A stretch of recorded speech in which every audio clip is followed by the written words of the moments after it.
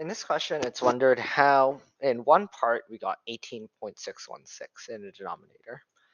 All that is just this, all that really does take is a simple calculation, but do be careful with your parentheses. So let's make sure we have 111. We'll have all of this in a big square root. Then we're going to have 111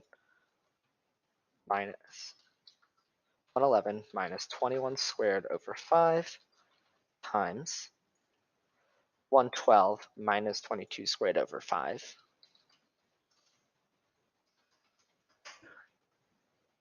And I entered this wrong, so let me actually